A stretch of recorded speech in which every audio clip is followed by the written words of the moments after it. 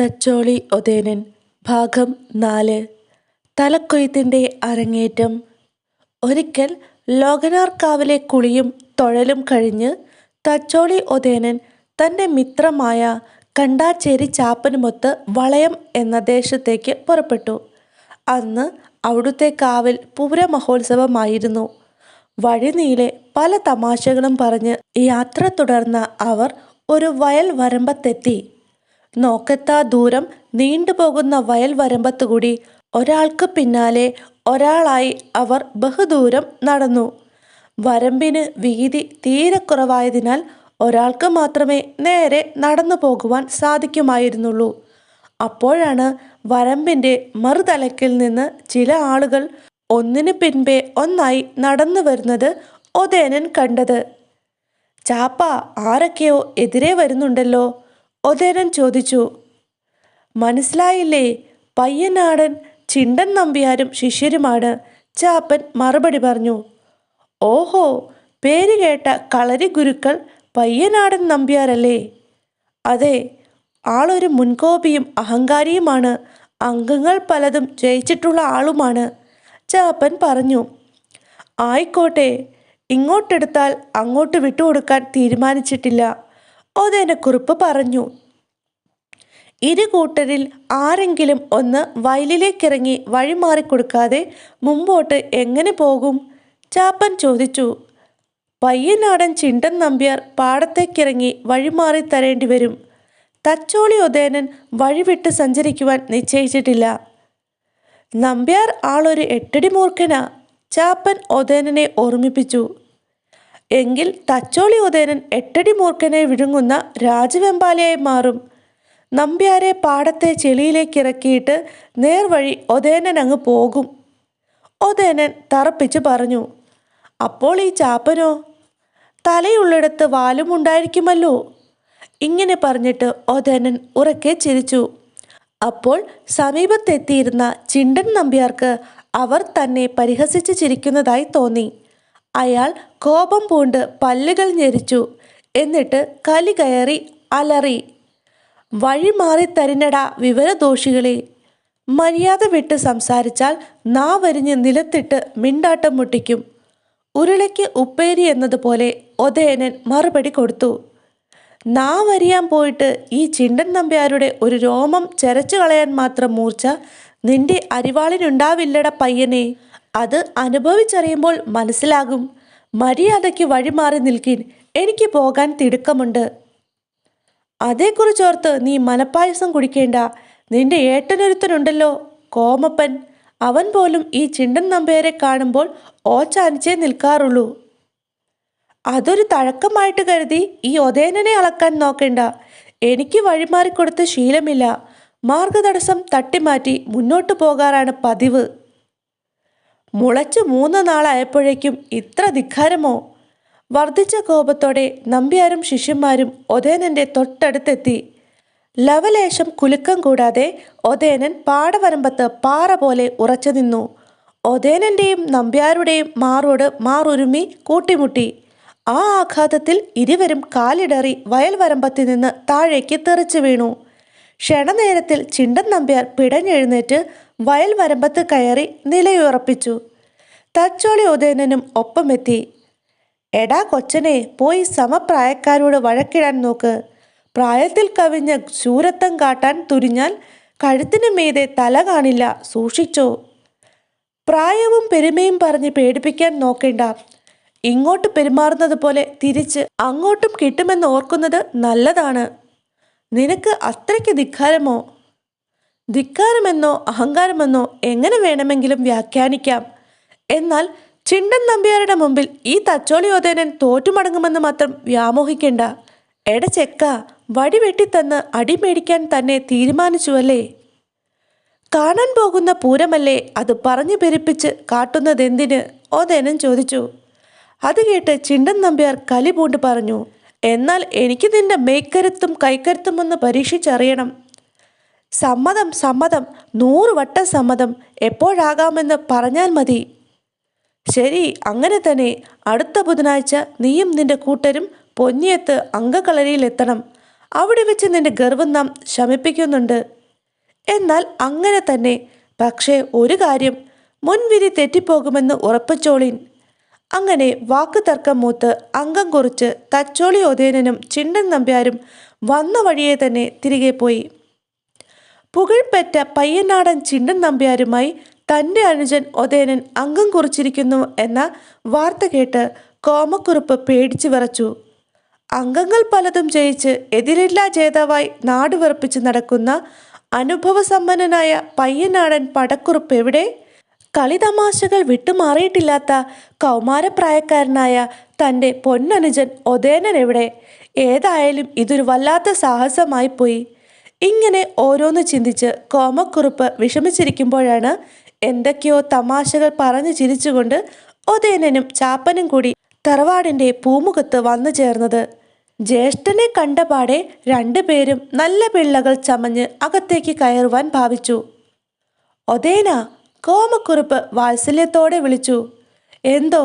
വിളി കേട്ടുകൊണ്ട് ഒതേനൻ ഭവ്യതയോടെ മുന്നിൽ നിന്നു.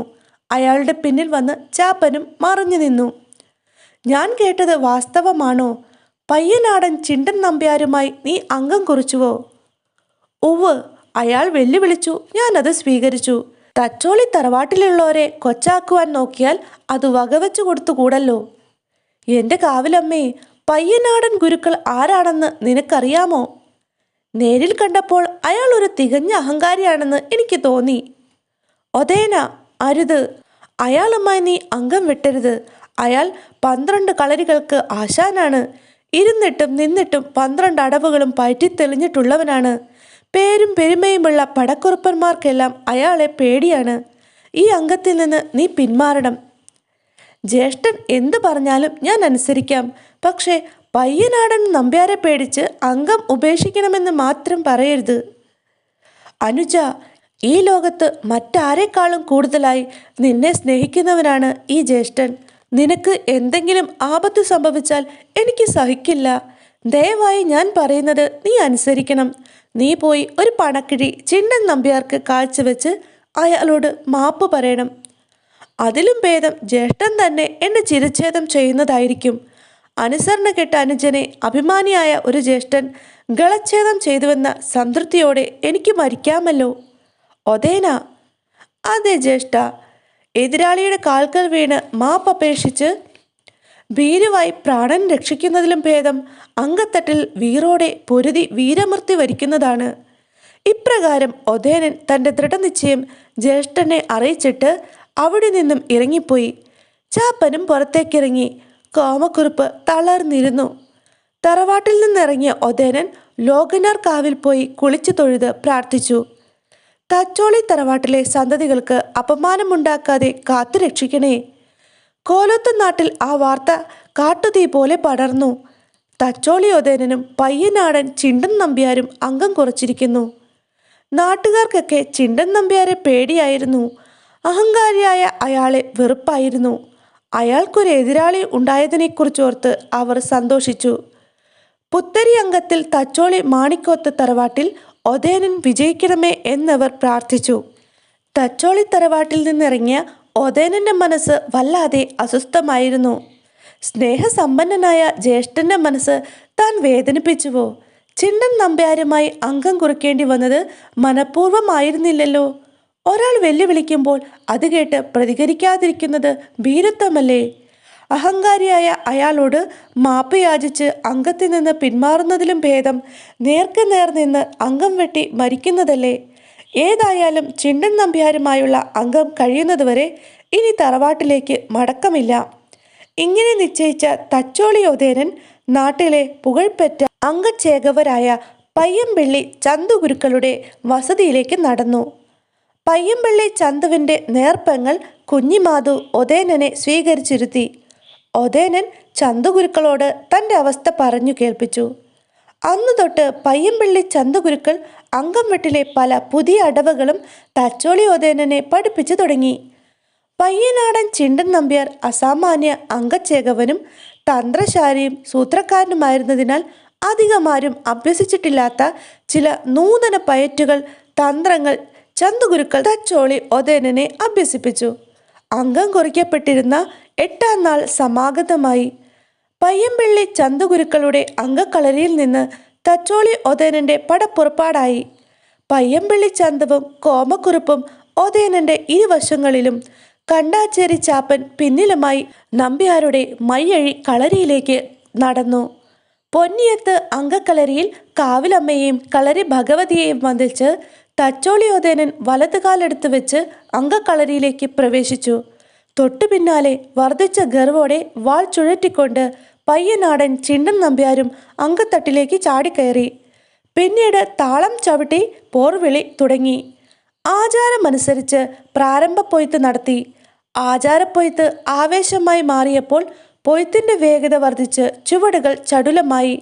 ഓതിരം, കടകം എന്നിങ്ങനെ മുറപ്രകാരം ഇടവും വലവും പുറവും അകവും മാറി മാറി വെട്ടി. പരസ്പരം അതിവേഗം ഓടിവന്ന് അടുത്തുമുട്ടിത്തടുത്തു പിൻവാങ്ങി. പലവരു മാറോട് മാറി ചേർത്ത് ബലം പ്രയോഗിച്ചു. വെട്ടുതടുത്ത് അമർന്നു ചാടി മാറിൽ നോക്കി തലയിടിച്ച് വലത്തോങ്ങി ഇടത്തിടിച്ച് ഇടത്തോങ്ങി വലത്തിടിച്ച് അങ്കത്തട്ടിൽ അടവുകൾ പലതും മാറി മാറി അരങ്ങേറി. ചിണ്ടൻ നമ്പ്യാരുടെ ചുവടുകൾ ഒട്ടും തന്നെ പിഴച്ചില്ല. തഴക്കവും പഴക്കവും നേടിയ ആ കളരിപ്പണിക്കർ പുതുരക്തമായ തച്ചോളി ഒതേനോട് ഒപ്പത്തിനൊപ്പം നിന്ന് അംഗം വെട്ടി.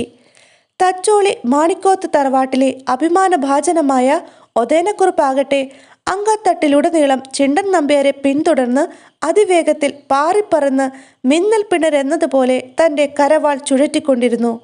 ഒളിഞ്ഞും തെളിഞ്ഞും മറിഞ്ഞും തിരിഞ്ഞുമുള്ള അവരുടെ ആയോധന പാടവം കണ്ട് കാഴ്ചക്കാർ ആവേശഭരിതരായി.